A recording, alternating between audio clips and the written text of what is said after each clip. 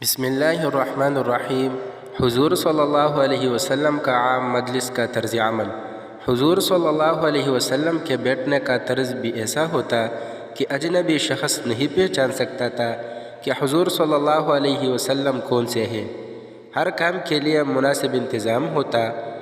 آپ صلی اللہ علیہ وسلم کو یہ پسند نہ تھا کہ استقبال کے لیے اٹھا جائے یا آپ صلی اللہ علیہ وسلم بیٹھے ہو اور لوگ کھڑے رہے۔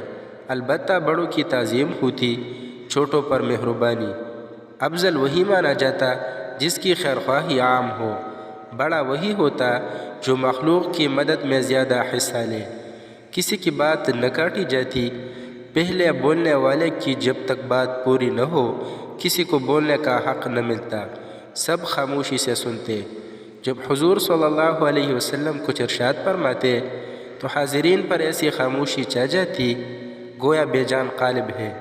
حضرت عائشہ رضی اللہ عنہا فرماتی ہے حضور صلی اللہ علیہ وسلم 3 چیزوں سے ہمیشہ محفوظ اور معصوم رہے۔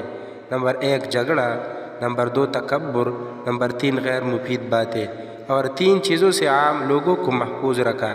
نمبر 1 مذمت، نمبر 2 عیب شماری، نمبر 3 مخفی باتوں کا اظہار۔